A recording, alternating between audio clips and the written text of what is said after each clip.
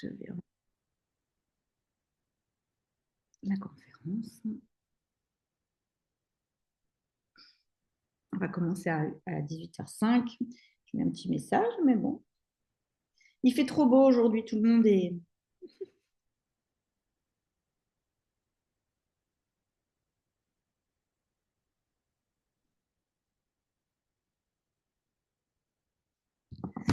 dehors.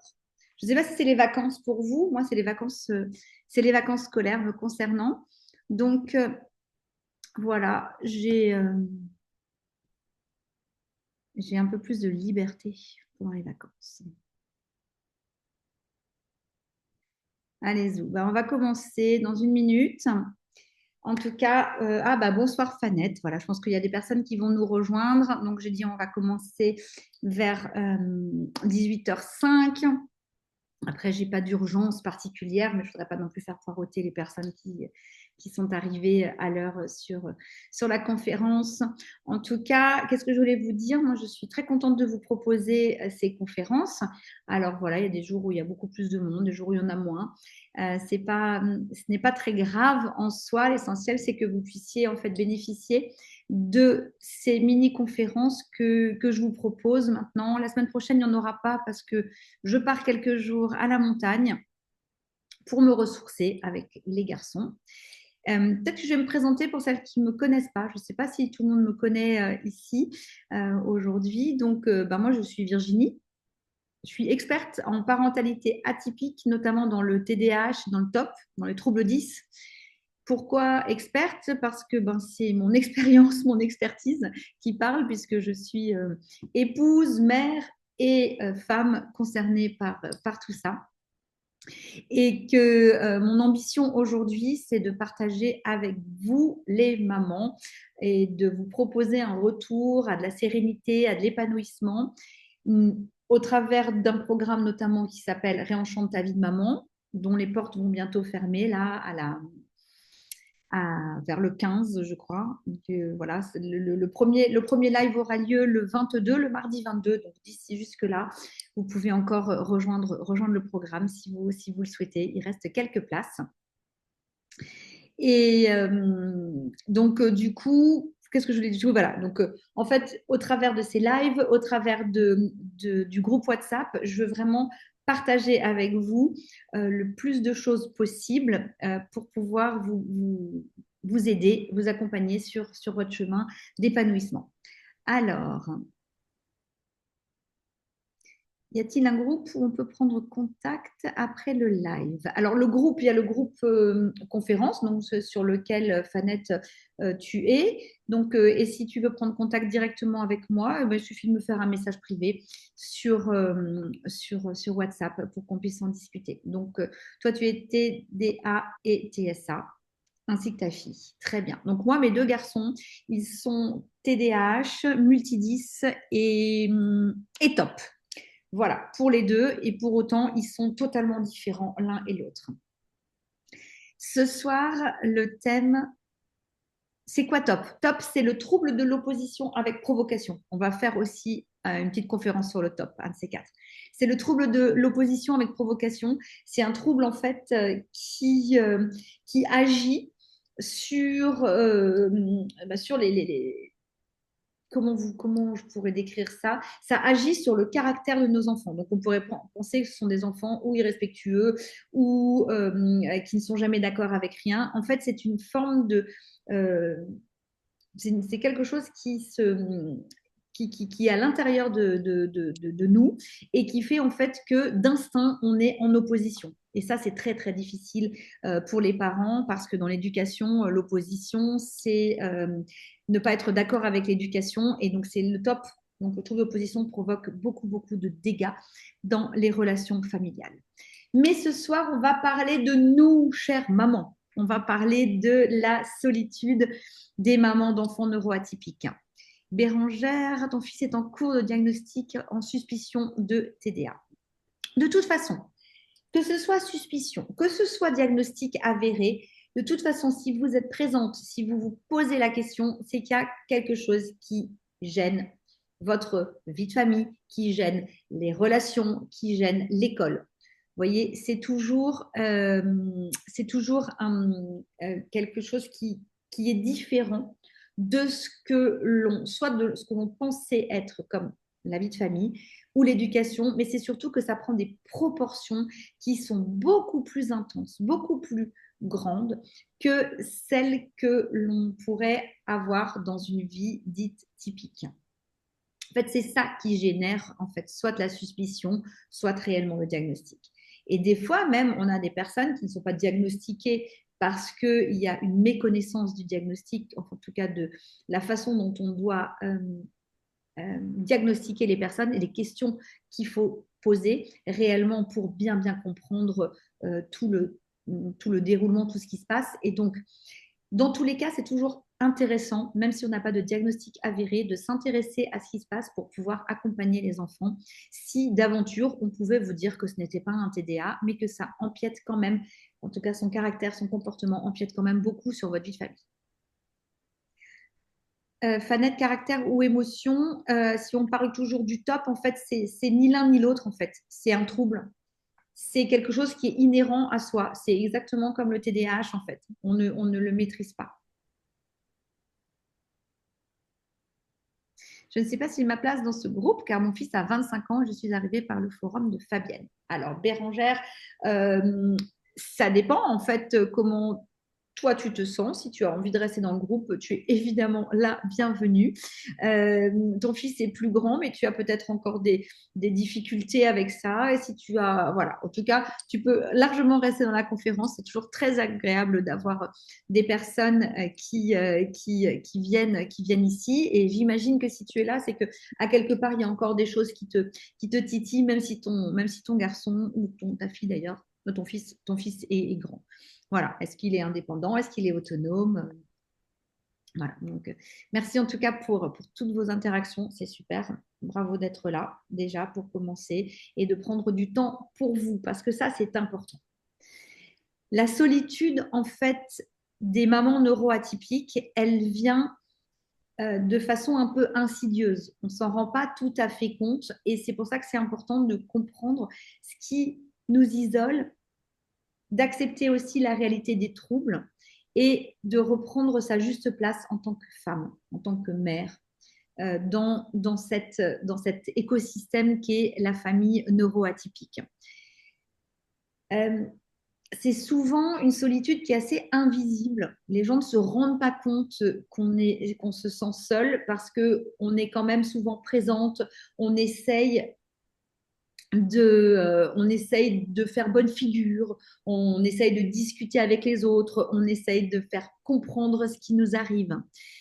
Mais souvent, tout ce que l'on vit, que ce soit les crises, que ce soit les explications, tout ce qu'on fait, c'est plutôt de la justification ou bien on subit et on se rend compte que les gens ne comprennent pas réellement ce qui se passe.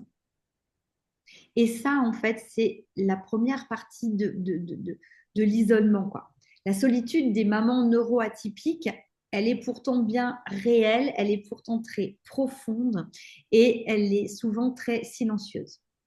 En fait, je ne sais pas si vous êtes d'accord avec moi, mais moi, j'ai beaucoup pleuré en silence, écouté des discours qui n'avaient aucun sens, écouter des personnes qui minimisaient ce que je vivais, alors que en fait, c'était très difficile et que j'avais juste envie qu'on m'écoute, qu'on me comprenne et qu'on soit juste empathique et sympa avec moi. Et ça, j'avais pas ce retour, quoi. Et pendant longtemps, ça m'a coûté énormément d'énergie, de fatigue, et ça m'a replié sur moi et ça me fait rentrer dans une solitude très forte, très difficile à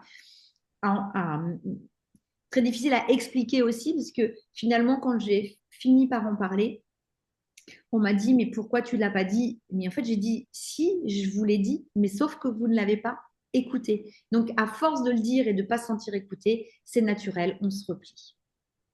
Et puis, comme on se replie, finalement, on finit par plus vraiment le montrer, mais ça nous use quand même à petit feu. C'est pas, on n'est pas bien vis-à-vis de ça. puis on n'ose plus sortir. Alors, on a la solitude de nous-mêmes et puis la solitude qu'on a vis-à-vis des regards qu'ont les autres sur nos enfants, du fait que nos enfants, peut-être quand on sort, ils sont très agités en fonction de l'âge qu'ils ont. Quand ils sont adolescents, ils peuvent nous répondre, mal nous parler. Ça peut vraiment, voilà. Et on a aussi envie de s'isoler parce qu'on n'a pas envie que les autres voient ce qui se passe, parce qu'on a le sentiment qu'on est nul, qu'on n'est pas des bonnes mères. C'est assez pernicieux, en fait, tout ça. Vous voyez, on n'est pas dans quelque chose de qui est visible et qui est compréhensible. Parce que les autres personnes, elles vivent dans leur normalité, elles vont vous dire, et elles ont raison, elles vivent aussi des mauvaises notes, des moments où les enfants ont pas envie de faire les devoirs, des crises, des heurts, des discussions. Mais en fait, elles ne comprennent pas l'ampleur de ce que nous, on vit. Et ça, c'est souvent difficile à vivre et ça, c'est ce qui nous fait nous isoler.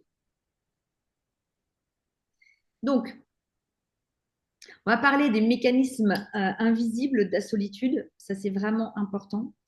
Bérangère ne supporte plus le jugement. C'est terrible le jugement parce qu'en fait, on a et d'autant plus quand on s'est isolé, c'est-à-dire qu'en fait, on garde tout pour nous, mais en même temps, on est quand même jugé et on a quand même des commentaires non sollicités. Et même quand, voilà, tu disais avant que ton fils a 25 ans, même encore maintenant, à cet âge-là. C'est-à-dire que moi, je vis avec un mari qui a 50 ans passés. Pendant des années et des années, j'ai entendu des choses à son sujet. Bon, il a été diagnostiqué très tard. Mais c'est pour ça que peu importe l'âge, peu importe si on est TDAH nous-mêmes et si on est adulte ou si on a des enfants, en fait, à un moment donné, il y a un mécanisme qui se met en place et du coup, on se met à plus supporter les choses et on va s'isoler de façon à ne plus, en fait, finalement, subir ce qui se passe à l'extérieur. S'isoler, c'est se protéger. Donc, je vais vous expliquer ensuite comment, en fait, sortir de cette solitude. Ça demande une bascule à l'intérieur de vous-même. Et puis aussi, je vais vous expliquer comment vous allez pouvoir vous relier aux autres tout en vous affirmant. Parce que c'est ça qui manque. C'est de l'affirmation de qui on est, de qui sont ces personnalités avec leurs troubles, et c'est comment on peut l'affirmer. J'ai beaucoup aimé le sommet pour ça. J'ai aimé pour plein de choses, mais notamment pour ça. C'est ce qui m'a fait un bien fou, mais je le savais intérieurement, mais là, on l'a vécu. Pour les personnes qui étaient sur le sommet, on l'a tous vécu. C'est-à-dire que, en fait, les personnes neuroatypiques, qu'elles soient adultes, enfants, qu'on soit parents d'enfants neuroatypiques, il y a une bienveillance, il y a vraiment quelque chose de naturellement bon, malgré tout le bazar, malgré tous les défis. Il y a quelque chose dans nos personnalités de naturellement bon, de naturellement généreux, de naturellement bienveillant. Et au travers de ce sommet, moi, j'ai trouvé qu'il y avait vraiment cette force. Et c'est cette force que moi, je veux véhiculer. C'est ces valeurs que je veux véhiculer plutôt que tout ce que l'on vit de difficile. Alors, c'est pas qu'on va pas le véhiculer, ça, on le vit. On va pas dire que ça n'existe pas. On le vit, mais en l'occurrence, c'est important de pouvoir le véhiculer pour pouvoir se rendre compte de toute cette valeur, de toutes ces grandes valeurs d'empathie, de bienveillance. Mais par contre, on a souvent un souci d'affirmation et de justesse dans la manière dont on veut s'affirmer. Donc vraiment, restez jusqu'au bout de cette conférence. Si vous avez des questions, n'hésitez pas à me les poser. Si je peux y répondre pendant, sinon de toute façon, je ferai un petit question-réponse de 5-10 minutes après ça. Donc, ce qui isole et ce qu'on ne voit pas toujours. Donc, la peur du jugement. Donc, Bérangère, c'est exactement ce que tu viens de dire. Donc tout ce qu'il y a dont on ne sait pas éduquer nos enfants, on en fait trop, l'enfant, il est mal élevé, et puis ça, c'est tous les jugements extérieurs. Et donc, ces jugements extérieurs qu'on ne sollicite pas, qui sont toujours à regarder en coin, comme on disait avant, les conseils non sollicités, ces choses-là, elles vont renforcer quelque chose. C'est notre jugement intérieur. Parce que du coup, tout ça, ça va nous faire douter de nous. Donc, est-ce qu'effectivement, je fais mal? Est-ce qu'il faudrait que je ne trouve pas des meilleures personnes pour s'occuper de mon enfant? Est-ce que je suis finalement pas à la hauteur? Et donc, toutes ces petites choses-là, toutes ces phrases, parce que à force d'entendre des choses qui viennent toujours dans le même sens, finit par douter de nous, finit par douter de nos capacités maternelles. Vous savez que votre enfant, il a un fonctionnement neurologique différent. Vous savez que ce n'est pas un problème d'éducation et de volonté. Donc ça, il va falloir apprendre à, plutôt que de dire ils ont raison, j'éduque mal, je fais les choses mal, il va falloir apprendre à vous réapproprier votre discours, à vous faire du bien intérieurement. Ça, c'est vraiment important. Et à vous dire qu'il y a des personnes qui savent que c'est comme ça. Peut-être que ce n'est pas votre entourage, peut-être que ce n'est pas l'école, peut-être que ce n'est pas même les thérapeutes que vous croisez, mais vous le savez. Parce que d'autres le savent et aujourd'hui, ça s'affirme de plus en plus. Donc, on est bien d'accord que le TDAH, ou le TSA ou autre, ce n'est ni votre faute, ni la faute de votre enfant. C'est un fonctionnement neurologique différent. Donc ça, là, le jugement, c'est vraiment une des premières choses qui isole. La deuxième chose, c'est l'incompréhension. Donc tout l'environnement n'est pas toujours aidant par rapport à ça, parce que la plupart du temps, ils ne comprennent pas. Et vous avez aussi des fois du mal dans votre compréhension des choses. Donc c'est aussi, comme vous ne comprenez pas tout, vous préférez vous cacher, vous mettre en retrait, ou vous savez que vous le faites de façon maladroite, vous n'avez pas envie de créer des histoires dans votre entourage, donc vous vous mettez en retrait. Ça, c'est deux choses importantes. Et la troisième chose aussi, c'est un peu plus sournois, un peu plus paralysant, mais ça arrive également. C'est tout ce qui est la honte. On se sent honteuse, on se sent honteuse des crises en public, on se sent honteuse des remarques qui sont faites à nos enfants, on se sent honteuse des regards, on se sent une mauvaise mère. On n'est pas à la hauteur. Donc, tout ça, ça se mêle toutes ces choses s'imbriquent les unes avec les autres. Et en fait, vous finissez, j'allais le dire, par douter.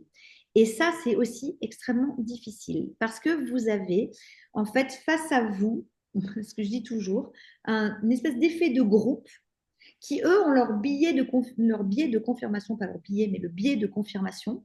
C'est-à-dire que les réactions de votre enfant, votre isolement, la façon dont vous allez interpréter les choses, la façon dont vous allez, comment dire, être sensible par rapport à ce qu'on vous dit et tout ça, ça va confirmer ce que les autres pensent. Mais ce n'est pas parce qu'ils le pensent que c'est la vérité. Et c'est là où il va falloir apprendre à prendre conscience, à prendre du recul et à vous forger une intime conviction. Oui, mais ça ne m'étonne pas. À vous forger une intime conviction parce que moi aussi, j'étais devenue agressive, en colère. À chaque fois qu'on me disait quelque chose, je sortais de mes gonds. Je me suis vraiment énervée très fort avec le coach de foot, avec le prof principal, avec les maîtresses, avec mes parents, avec mes frères, par exemple, parce que je ne supportais plus ça. Et comme en fait, je n'arrivais pas à m'affirmer convenablement, j'ai dit à un moment donné, tant pis, on ne fait plus rien, on reste entre nous, on est très bien tous les quatre. Par contre, ça, on a toujours été très bien, tous les quatre, même si c'était complexe, difficile, même s'il a fallu batailler dans le couple pour avancer ensemble, etc. On était bien. Enfin, en tout cas, moi, je me sentais bien à quatre. Et l'environnement extérieur, j'avais un mal fou. Pourtant, je suis quelqu'un qui communique, je suis quelqu'un qui aime les autres. J'étais vraiment.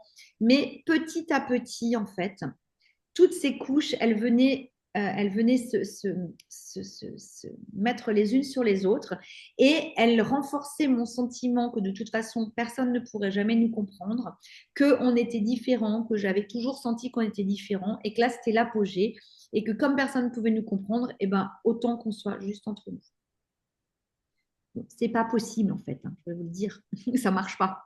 Parce que si vous n'avez plus de vie, si vous n'avez plus d'amis à qui parler, si vous n'avez plus de personnes avec lesquelles interagir, si vous n'êtes, voilà, ça ne fonctionne pas. Ça ne marche pas non plus. Parce que du coup, vous focalisez uniquement sur votre famille. Donc, exactement ce que j'ai fait et ce qu'il ne faut pas faire. Et vous focalisez sur votre famille. Et en fait, vous devenez aussi insupportable, finalement insupportable avec votre famille. Et vous créez également des tensions à l'intérieur du foyer. Et puis, vous êtes trop après tout ce petit monde. Et si ce petit monde ne marche pas comme vous voulez, et ben vous avez encore plus le sentiment que vous avez tout foiré. Si vous voyez ce que je veux dire. Donc, c'est important parce que toute cette combinaison, la peur, l'incompréhension, la honte, la colère, elle nous pousse à nous isoler parce qu'on veut fuir les autres. Et aussi, on cherche à se protéger et à protéger nos enfants. C'est un instinct naturel. Mais de ce que j'ai constaté de cet instinct naturel, il y a vraiment quelque chose qui n'est pas bon parce que ça nous replie sur nous-mêmes, ça accentue notre fatigue, ça vraiment, ça détruit notre estime de nous-mêmes. Et donc, ça ne fonctionne pas.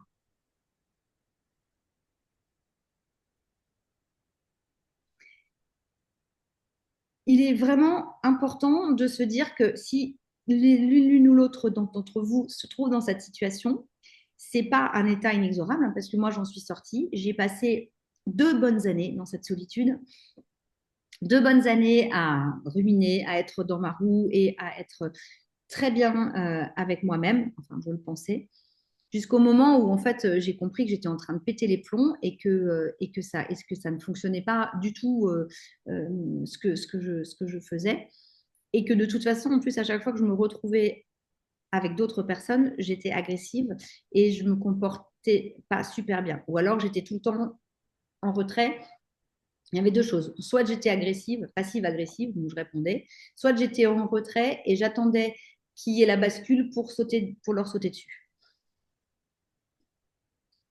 Donc, du coup, à un moment donné, je me suis dit, mais qu'est-ce qu'il faut faire pour sortir de cette solitude? Et, euh, et j'ai commencé à me poser des questions parce que aussi mes enfants avaient beaucoup de mal avec ma pression, avec ma présence tout le temps sur leur dos, mon intempestivité à être toujours là. Et finalement, comme je faisais plus rien d'autre, forcément, j'étais tout le temps sur leur dos. Donc, ça aidait pas dans les relations avec des enfants qui ont envie d'être autonomes, qui ont besoin de pouvoir s'exprimer. Forcément, je passais mon temps avec eux. Je les ai accompagnés partout, je faisais tout, j'étais super Wonder Maman, hein, c'était génial pour moi, à quelque part, puisque j'avais décidé, mais pour eux, c'était pas tout à fait agréable, d'ailleurs, ni pour mon mari. Donc, du coup, il y a 2 choses que j'ai faites, enfin, plutôt 3. J'ai commencé par me poser la question réellement de est-ce que j'avais intégralement accepté les troubles de mes enfants. C'est-à-dire que j'acceptais la situation, mais j'aurais quand même voulu qu'elle change. Tout ne me convenait pas. Le mot handicap, par exemple, ben, j'aimais pas du tout. Handicap invisible, mais c'est quoi? Qu'est-ce que c'est? En même temps, je me disais oui, mais ça va s'améliorer, les choses vont changer.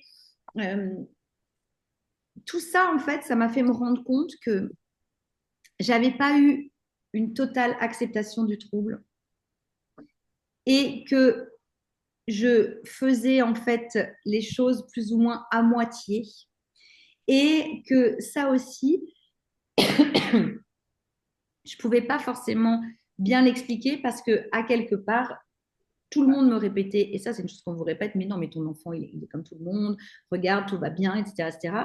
Et donc, il y avait quelque chose qui était dissonant. Alors peut-être que vous avez déjà parfaitement accepté l'intégralité du trouble, de ses conséquences, de tout ce que ça peut faire. Moi, j'avais une difficulté avec ça. Moi, j'avais une difficulté avec ça et beaucoup de gens, en fait, l'acceptent à 50, 60%. Des fois, oui, mais ça, c'est le trouble, ça, c'est pas le trouble. Je dis toujours aujourd'hui, tout ce qui se passe dans notre environnement est toujours lié au trouble ou à un des troubles.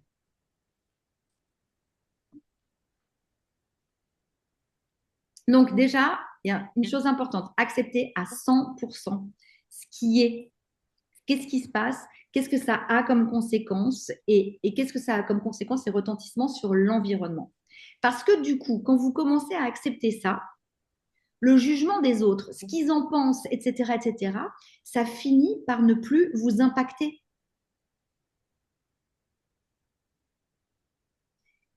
Ça finit par ne plus vous impacter. Je répondrai à vos questions tout à l'heure, mesdames. Donc, ça finit par moins vous impacter. Et au fur et à mesure que j'ai commencé à accepter le trouble tel qu'il était, à me dire oui, mais mon enfant, il fait une crise là, à me demander plutôt qu'est-ce que c'était le déclencheur, comment je pouvais l'aider, que plutôt qu'est-ce que ça me faisait à moi par rapport au regard des autres, dont je me suis petit à petit détachée, et bien les choses ont commencé à s'améliorer pour moi. Comment j'ai fait pour accepter le trouble? J'ai commencé à m'éduquer plus. Donc, à mieux comprendre le fonctionnement neuroatypique, à vraiment m'intéresser, à chercher pour moi, pour ma culture, pour m'adapter mieux avec mes enfants. C'était vraiment important que je puisse, pardon, que je puisse, comment dirais-je, oui, que je puisse en savoir plus.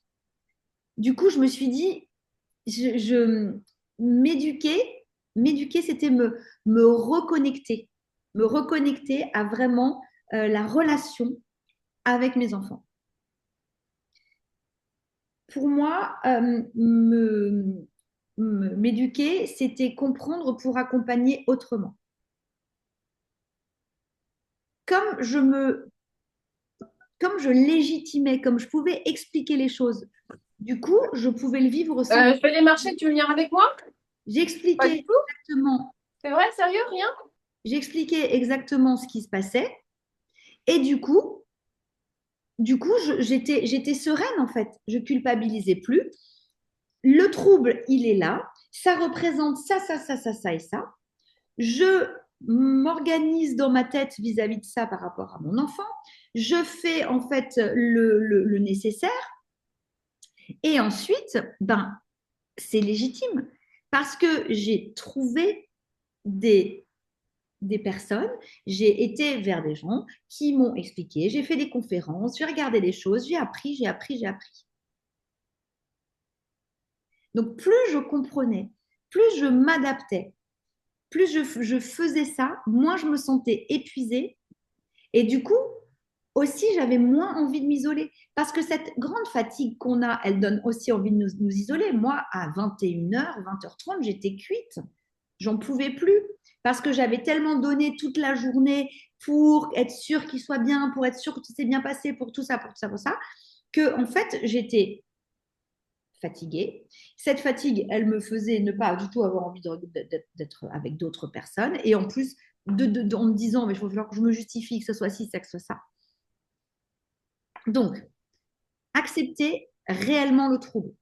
Faites des recherches pour vous-même, pour bien comprendre ce que c'est, pour pouvoir l'adapter à vos enfants, pour pouvoir l'expliquer aux enfants, pour pouvoir vous comporter de la manière adéquate.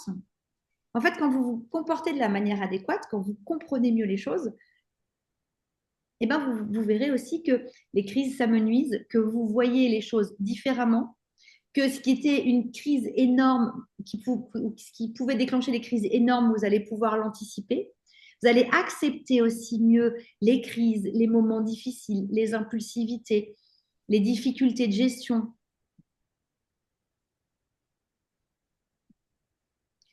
Et du coup, vous allez poser un nouveau regard. En fait, à ce moment-là, on pose un nouveau regard. On est beaucoup plus lucide et on devient beaucoup plus bienveillant à l'égard de nos Tu as enfants, pris? à l'égard de nous-mêmes. Et on Moi, est notre bonbon. dans un mood où, en fait, on se sent mieux. On se sent mieux. On arrête les fantasmes parce que ça aussi, comme on est tellement isolé et puis on se dit oui, mais pourquoi j'ai pas la famille que je veux, moi j'aurais voulu une famille normale et blablabla, blablabla. En fait, quand vous êtes dans votre état de solitude, la normalité, elle vous semble le Graal en fait. Vous dites, si j'avais pas ça, je serais heureuse. Si j'avais pas ça, je serais pas seule. Si j'avais pas ça, je pourrais continuer à fréquenter les gens. Non, en fait, il n'y a pas de si j'avais pas ça ou de voilà. La situation, elle est telle qu'elle est. Donc, en fait, quand vous acceptez les choses, pas que le trouble, même accepter la situation, ce que ça génère chez vous. Toute cette acceptation, en fait, elle fait que les barrières de la culpabilité, de la peur, de la colère, tout ça, ça s'en va. Donc, quand vous n'avez plus toutes ces barrières qui sont des freins, vous pouvez ressortir de la solitude, vous pouvez ressortir de votre grotte et vous pouvez avancer beaucoup plus sereinement. Vous pouvez poser vos propres limites. Vous pouvez commencer à voir les choses autrement. Et c'est là qu'une fois sorti de la colère, une fois sorti de tout ça, vous allez pouvoir vous affirmer. C'est ça qui vous manque aujourd'hui peut-être. Peut-être que vous l'avez déjà fait, mais c'est ça qui vous manque en fait. Quand vous êtes dans la solitude, ce qui vous manque, c'est de vous affirmer. Vous avez peur de vous affirmer parce que, à quelque part, vous ne pensez pas que les autres ont tort. Ou vous pensez que les autres sont méchants. Ou qu'ils ont tort, mais que en fait, vous avez beau leur dire, ils ne comprennent pas. Mais en fait, s'ils ne comprennent pas, c'est leur problème, ce n'est pas le vôtre. Vous n'avez pas besoin de leur prouver plus que ce que vous dites.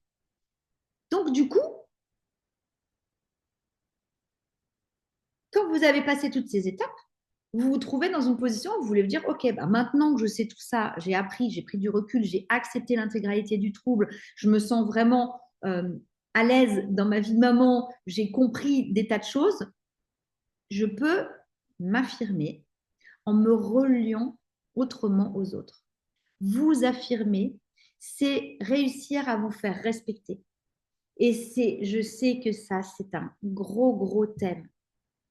Pas que uniquement nos enfants nous manquent de respect, hein, c'est le thème qu'on a fait la dernière fois. C'est que vraiment, en fait, vous avez le sentiment, c'est pour ça que vous vous isolez. Ce sentiment, je l'ai eu, hein, je vous parle de exactement ce que j'ai vécu, c'est-à-dire que je n'arrivais pas à m'affirmer. C'est-à-dire que tout ce que je disais, j'avais toujours cette analogie, je disais à mon mari, mais je parle comme ça, je m'exprime, comme je m'exprime avec vous là, et le son que je sors de ma bouche, j'ai l'impression que je ne suis pas entendue, que les gens n'entendent pas ce que je dis. Ça, c'était une frustration extrême. Mais en fait, j'étais tout le temps dans l'émotion, dans la colère, dans l'énervement. Je voulais à tout prix prouver. Et ça, j'ai lâché ça. En fait, il n'y a rien à prouver à tout prix. Les faits sont les faits. Si vous revenez au factuel, il n'y a rien d'autre que les faits. Mon enfant a un trouble du neurodéveloppement. Il y a ça, ça, ça et ça. Vous n'y croyez pas? Eh ben, c'est votre problème à vous. Je ne peux rien faire contre ça.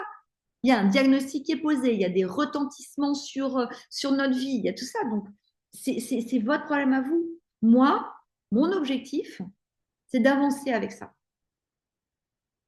C'est-à-dire qu'ils peuvent vous dire, oui, je vais vous le prendre une semaine, je vais vous le dresser. Bah oui, vas-y, régale-toi. Moi, ça me faisait rire parce qu'ils étaient plus petits. Notamment le dernier, je me dis, oh, toi, tu vas pas t'ennuyer. Hein, parce que là, tu vas pas. Enfin voilà, voilà, bref, ça me faisait rigoler. Mais en tout cas, c'est toutes ces remarques débiles qui nous affectent à un moment donné quand vous avez tout bien aligné dans votre tête. Vous commencez à vous foutre la paix à vous et à vous dire, moi, c'est factuel, c'est réglé. Les faits, ils sont là. À partir du moment où ils sont là, il n'y a plus personne qui peut vous les enlever. Ils peuvent raconter ce qu'ils veulent. Ça leur appartient. Donc, je reviens toujours à ça. C'est hyper important d'apprendre à poser ses limites et à vous affirmer. Il y a des limites que les personnes n'ont pas à dépasser, au prétexte que nos enfants sont neuroatypiques ou que les adultes sont neuroatypiques. Je l'ai déjà vécu avec mon mari. Des gens qui dépassent des limites alors qu'il est adulte et que, je veux dire, ils savent très bien que ça va être blessant, etc. Ils dépassent quand même la limite. Donc maintenant, ils savent qu'il y a une ligne orange à pas dépasser, parce que dès qu'on rentre dans la ligne orange, ça devient le rouge, et je ne suis pas d'accord. Donc en fait, c'est pas ni de l'agressivité, ni m'effacer. En fait, c'était les deux les deux façons dont je me comportais, agressivité ou me mettre en retrait, c'est des faits. Des faits avec une situation donnée dans laquelle moi, j'ai décidé que si tu veux rentrer, si tu veux me donner des conseils, très bien, que je les ai sollicités ou non, je peux bien écouter des conseils, mais simplement des conseils qui vont m'apporter quelque chose. Si c'est des conseils qui vont aller dépasser une limite, m'atteindre, vouloir me heurter, juger, je ne laisse pas faire. C'est-à-dire que je pose toute la limite. C'est-à-dire que là, je dis, bah là, c'est hors cadre. Donc, est-ce qu'on peut revenir à la conversation? Donc, où je suis désolée si mon enfant te dérange, j'en suis absolument désolée, mais je ne peux rien faire. Je ne peux pas lui dire tais-toi, calme-toi, arrête de t'agiter. C'est sa condition. Je peux dire écoute, si ça te dérange, on va partir. Mais en dehors de ça, oui, il vient, il dérange, il coupe la parole, il coupe la conversation. Je peux pas faire, je peux rien faire contre ça. C'est au meilleur des cas. Ils assistent à une crise où il se passe quelque chose, c'est au pire des cas. Si ça te dérange, si la façon dont je traite la chose ne te convient pas, ça m'est égal en fait. Je sais ce qui est bon pour moi, ce qui est bon pour mon enfant. Soit tu t'y intéresses, soit tu t'y intéresses pas. Mais ça reste ton problème, pas le mien. Du coup, on évite de se justifier sans cesse, parce que ça aussi, notamment à l'école, moi, je passais mon temps à me justifier et du coup, j'atteignais jamais aucun de mes objectifs. Parce qu'il fallait toujours que je justifie ce qui se passe. Parce que maintenant, je ne justifie plus rien du tout. Je leur dis, avez-vous une solution? J'entends ce que vous me dites, avez-vous une solution pour régler la situation pour laquelle on est venu parler? Oui, non, ok, ben voilà. Donc s'il n'y en a pas, ben, je suis désolée pour vous, mais mon fils, il a un TDAH, il a tel comportement, il fait telle chose, je ne suis pas à l'école avec vous, vous connaissez les choses. Oui, mais on n'est pas formé. J'en suis désolée pour vous. Moi, je me suis formée. Si tu ne te formes pas, tu ne te formes pas. Vous allez passer une année comme ça, et ça sera une année comme ça. Et mon enfant, c'est pareil, je lui explique. Donc, on existe pleinement dans nos différences. On existe, on est là, on s'impose, on est juste là, on n'impose rien en fait. C'est nous qui subissons le trouble, c'est nos enfants qui subissent le trouble. Le handicap, il est pour nous. Le fait d'être à côté de la plaque, de ne pas toujours être approprié, de ne pas comprendre les choses, de faire tout ça, c'est nous. Nous, déjà, on a une gestion interne qui est complexe.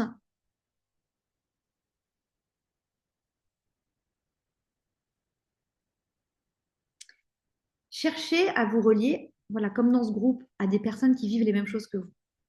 Ça, c'est aussi super important. Aujourd'hui, il y a de plus en plus de groupes, il y a de plus en plus, voilà. Et que ce soit bienveillant et que ce soit pareil à l'intérieur de mon groupe. Je ne supporterai pas qu'il y ait des critiques, des remarques, des choses qui blessent. C'est interdit. On est là pour pouvoir déposer ou pour pouvoir recevoir, mais ça s'arrête là, des choses positives. Donc, vraiment, trouver des espaces de parole qui sont sans jugement. Et quand vous allez parler à une amie, des fois, il y a des amies qui vont très bien vous comprendre, qui sont ouvertes, etc., qui sont peut-être aussi neuroatypiques, donc ça, c'est chouette. S'il y a des neurotypiques et qui ne vous comprennent pas, moi, je leur ai dit, voilà, je viens là, je viens discuter avec toi. Je me souviens de cette première soirée avec des femmes que j'avais fait. J'avais peur de retourner avec des femmes, des mères de famille, vous savez, toutes ces soirées filles et tout ça. Donc, c'était un petit cercle restreint, on était trois. Et là, ce jour-là, elles m'ont dit, mais pourquoi tu ne l'as pas dit avant?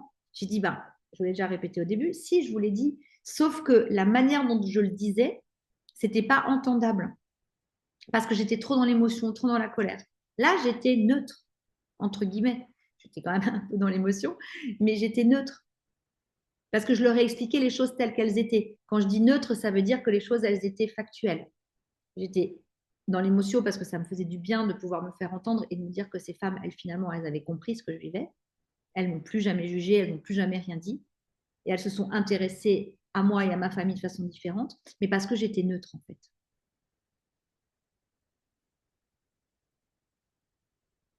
Donc, si vous subissez les relations, soit vous les interrompez, soit vous mettez les limites. Calmement, posément, poliment, mais vous mettez la limite.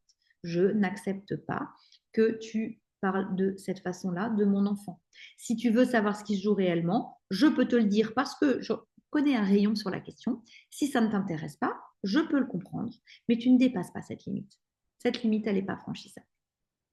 Parce que cette limite, elle me heurte. Cette limite, elle me fait mal. Cette limite, quand elle est dépassée et qu'elle meurt, qu'elle me fait mal, elle ne me sert à rien. J'ai déjà des difficultés dans la vie avec ce que je vis. Il y a aussi une chose, préparez-vous aux interactions. Préparez-vous aux interactions. Quand vous allez à Noël, aux anniversaires, à des choses comme ça, préparez-vous aux interactions. Vous savez qu'il va y avoir des moments, des débordements, des choses, des personnes qui vont pas pouvoir s'en empêcher, etc. Préparez-vous, soyez prêtes, soyez bien alignés avec ce que vous voulez dire. Préparez-vous mentalement. C'est toujours plus facile si vous êtes prête que si vous vous prenez le scud sans vous être préparé. À force, vous serez tout le temps prête. Au début, ce sera un entraînement. Au début, ça va être maladroit. Au début, vous allez encore être un peu agressive. Au début, vous n'allez pas savoir faire. Et puis, même si vous pleurez, même si ça vous fait mal, moi, je me suis déjà enfermée dans les toilettes, notamment au mariage de ma belle-sœur, parce que à un moment donné, j'ai reçu une remarque, un truc, ça met un scud. Et pourtant, je m'étais préparée. Bon, ça m'a quand même bien dégommée. Bon, je suis allée pleurer aux toilettes, je suis partie avec mes enfants. Voilà. Mais juste vous dire que oui, il y a encore des choses, ça va vous faire mal. Et oui, même vous pouvez pleurer. Et oui, vous pouvez décider de partir. Parce que c'est vous, vous vous protégez, vous. Vous n'êtes pas obligé de subir. Vous n'êtes pas obligé de porter tout ça. Vous n'êtes pas obligé de porter ce que pensent les autres de nous.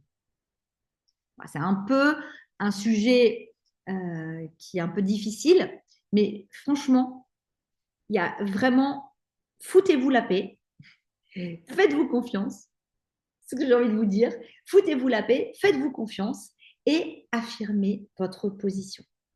Affirmez votre positionnement. Ça va faire un bien fou à vos enfants parce que eux aussi, ils vont apprendre à s'affirmer grâce à ça. Parce que si vous partez dans tous les sens, si vous vous énervez, si vous êtes toujours, voilà, et ben eux, déjà comme ça, ils ont un trouble de l'inhibition, ils ne savent pas trop, mais du coup, ça va rejaillir sur eux.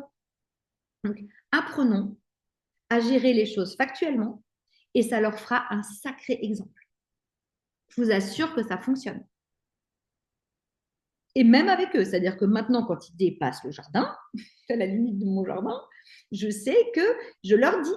Alors, c'est plus complexe parce qu'ils ont toutes leurs émotions, mais il y a des fois, même si je suis très aguerrie et tout ça, il y a des fois, ça me gonfle, hein, on est bien d'accord.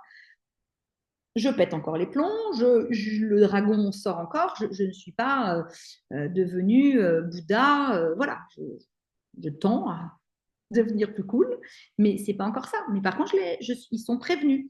Je préviens aussi de mon état émotionnel. Parce que du coup, ça me rappelle à moi que j'ai un état émotionnel et que je dois faire attention. Et quand c'est dépassé, ils le savent. Je ne vais pas leur en vouloir. Alors, si on parle des enfants, les adultes, ça peut être plus difficile. Mais les enfants, je ne vais pas leur en vouloir.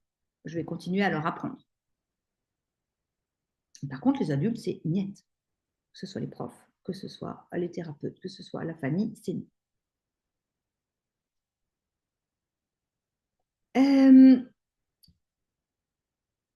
Vous n'êtes pas obligé d'aller vers les autres à tout prix. Vous pouvez, vous voyez, créer votre propre environnement. Vous n'êtes pas obligé d'aller vers les autres et de vouloir vous faire aimer de tout le monde. C'est surtout, vous revenez à vous, votre regard intérieur, le regard sur la réalité. Et vous vous autorisez à vivre pleinement ça.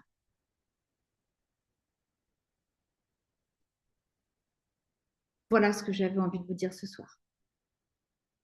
C'est vraiment important de faire ce pas pour vous. Parce que vous êtes des femmes superbes, géniales, vous vous occupez de vos enfants à merveille et vous avez vraiment énormément de choses à penser, à faire.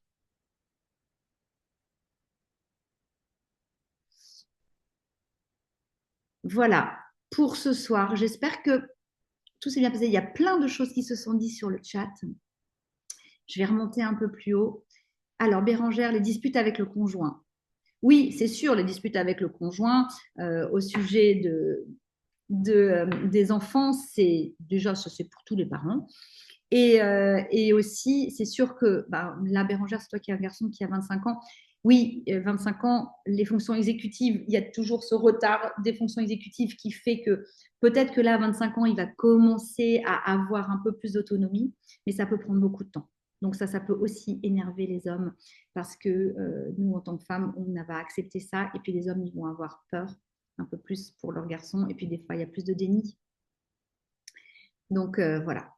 Ma meilleure amie est une fille HPI, donc on parle ensemble. Ça, c'est super, voilà. Ayez des personnes qui comprennent ce que vous ressentez dans votre entourage. C'est vachement important.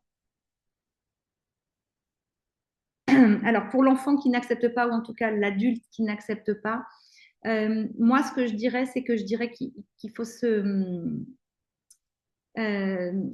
lui proposer des figures inspirantes. Parce qu'en fait, les adultes, les jeunes, enfin les ados et les jeunes adultes, ils ont du mal parce que comme ils ont des difficultés dans leur vie, alors je ne connais pas les difficultés de ton fils, si ça se trouve, il n'en a pas tant que ça, mais le trouble, ça le barbe. Comme ça peut arriver, et puis qu'il ne se sent pas comme tout le monde, qu'il a des difficultés dans certaines situations. En fait, lui montrer des figures inspirantes, des artistes, des joueurs, des sportifs, des écrivains. Enfin, il y a plein de gens qui sont des figures inspirantes. Moi, c'est ce que je ferais. Moi, je trouve qu'on a toujours tendance à montrer ce qui ne va pas, ou en tout cas à leur parler de ce qui ne va pas.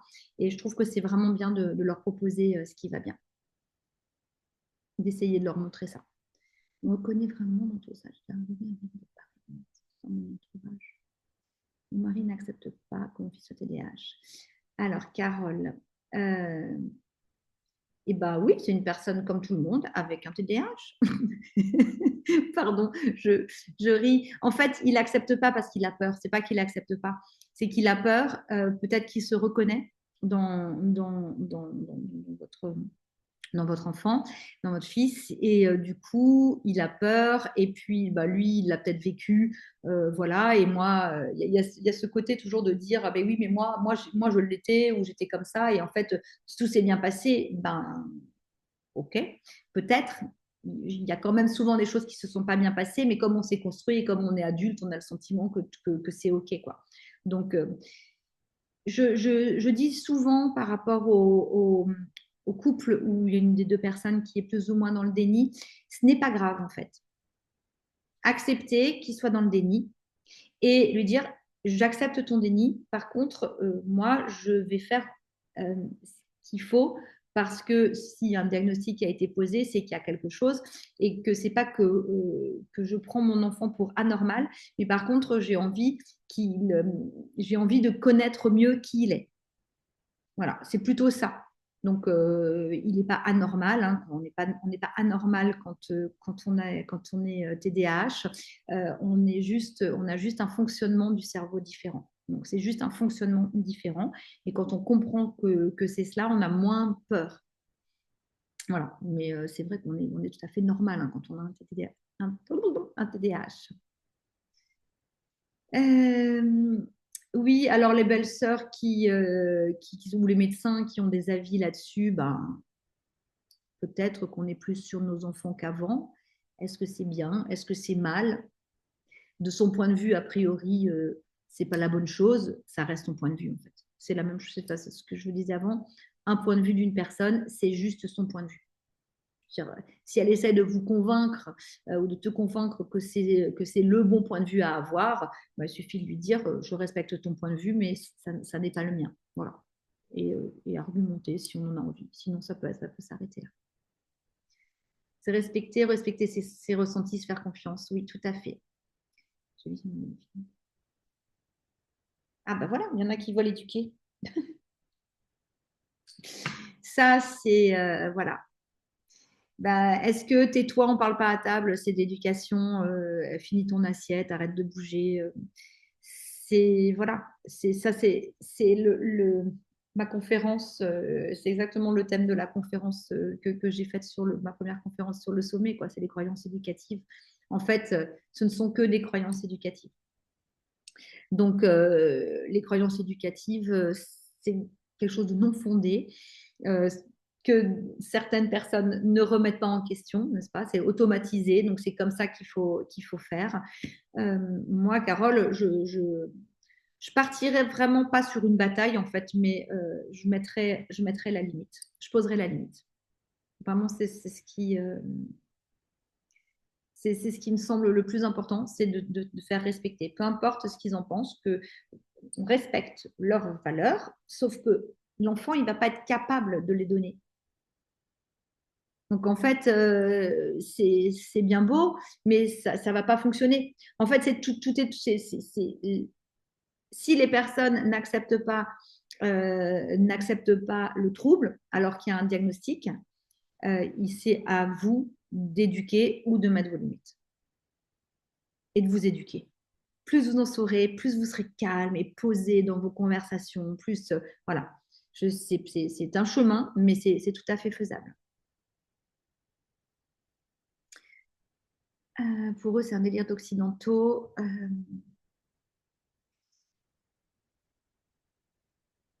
Pour laisser faire les gamins, je me sens extrêmement seule, surtout que mon mari mon fils ne me soutient absolument pas. Ouais. Ouais. Ben, il faut, là, il faut impérativement arriver à trouver le bon angle. Et je ne sais pas où vous vivez, mais bon, enfin, de toute façon, est-ce que ça fonctionne sur l'enfant ou est-ce que ça aggrave ses symptômes? Ça, c'est vraiment une question à se poser. Si le fait d'être constamment, enfin, que l'enfant doive constamment respecter des dogmes anciens, n'est-ce pas, qui ne correspondent absolument pas à des enfants d'aujourd'hui, parce que déjà, les enfants d'aujourd'hui, en soi, c'est plus du tout les mêmes. On élève, nous, aujourd'hui, des enfants d'aujourd'hui. C'est-à-dire que des enfants qui n'ont aucune conscience de ce qu'on était avant. Donc, tout ce qu'on leur raconte, c'est du chinois. Donc là, il faut vraiment voir ce que ça produit sur votre enfant et ce que ça produit sur vous. Et dans quelle mesure vous pouvez poser des limites. Parce que les menaces, tout ça, alors après, il aura peur, hein, peut-être que ça fonctionnera, qu'il s'arrêtera, mais il va falloir dans ce cas-là veiller à sa santé mentale et beaucoup discuter avec lui par rapport à ça. Mais oui, menaces, punitions, en plus sur les enfants TDA, ça ne fonctionne absolument pas. Donc, voilà. Je ne peux pas pouvoir en dire plus. La seule chose, c'est ça, c'est que si vous êtes isolé, si c'est très menaçant, il faut quand même bien réfléchir à quel environnement on a envie de donner à ses enfants, quoi. Parce que ça, s'il n'y a pas de soutien, s'il n'y a pas de soutien possible, il va falloir être très très fort pour bâtir cette limite. Tendance à s'emporter puis à se mettre à pleurer, ben oui, ben, c'est normal, hein. Moi maintenant, je gère un peu mieux, mais des fois, alors je pleure plus forcément des fois devant, par exemple, les personnes, mais ça m'arrive encore de repartir et de pleurer, même si, voilà. Mais devant eux, j'essaye de tenir le cap. Ça arrive très rarement maintenant, mais bon, avant, c'était souvent le cas. Je pouvais partir d'un endroit, rentrer dans la voiture et m'effondrer. Je...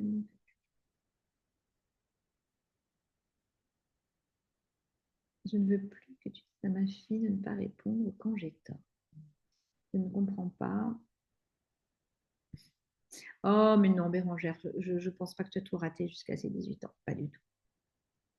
Et c'est pas se rattraper, c'est faire ton rôle. Je ne pense pas que tu as tout raté. Je pense que tu as fait plein de trucs super, mais là, tu vois que le verre à moitié vide. Moi, je pense que tu as fait plein de trucs super.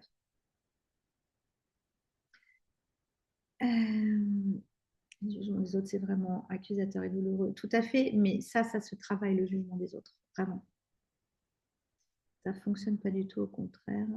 Plus on le menace, plus il s'oppose. Eh ben oui, voilà. Non, mais c'est vraiment problématique, hein, Carole. Il faut vraiment essayer de travailler toi sur de t'éduquer toi sur le trouble et d'arriver à poser ton discours de façon ferme et douce pour pouvoir avancer. Fanette, le prochain live, je ne sais pas encore quand est-ce qu'il sera. La semaine prochaine, je suis en vacances. Donc, je prends un peu l'air avec ma famille neuroatypique. On va à la montagne, histoire de se défouler un peu. Et donc, ce sera la semaine du 22 avril. Je ferai un petit sondage, comme d'habitude, pour trouver le thème. Et puis ensuite, pour le jour. Voilà, je pense que je vous dirai ça la semaine prochaine, le temps que je fasse tout ça, ou en fin de semaine pour commencer à faire les choses. Et puis, je pourrai faire ça de mon téléphone des vacances. Voilà. Est-ce que vous avez des questions encore? Si vous voulez ouvrir vos micros, je suis encore là pour quelques minutes si vous le voulez. En tout cas, merci beaucoup pour ce live. J'espère qu'il aura été utile pour vous, que vous vous sentez mieux après ça et que vous allez pouvoir mettre des choses en action. Dites-moi si vous voulez ouvrir votre micro, si quelqu'un a envie de dire quelque chose. Sinon, on va arrêter l'enregistrement. Les participants, quelqu'un a envie de parler? Non, c'est bon? Tout était clair? Dites-moi dans le chat du coup. Donc oui, ce que je voulais vous dire, c'est que mon programme, la cohorte, il reste 2 places. Et donc, je veux vous remettre le lien pour regarder. Donc, dans le programme, effectivement, on travaille tout ça. Donc, dans le programme, on travaille vraiment toutes ces choses. On apprend à restructurer ses croyances, à penser différemment. On apprend beaucoup de choses sur le TDAH, sur le top, énormément de psychoéducation, et puis on pose des bases solides de communication avec son enfant et avec soi. Donc, si vous avez envie, c'est vraiment là le démarrage. Après, ce ne sera pas avant le mois de septembre parce que ça va se terminer, donc ça dure 3 mois, ça va se terminer en juin. Et après, c'est les congés scolaires. Donc, voilà, le retour de la prochaine cohorte, ce sera pour le mois de septembre. Donc, si d'aventure, vous avez envie de vous lancer, il reste encore 2 places et ce serait vraiment avec plaisir que je vous accueille. Il y a déjà Solène, je sais qui est là ce soir, qui est dans la cohorte et donc avec cette autre maman. Et voilà, c'était tout. Si vous n'avez plus rien à me dire, je vous remercie également pour cet échange et je vous souhaite une excellente soirée. Et je vous dis à bientôt pour une prochaine conférence. Bye bye les mamans.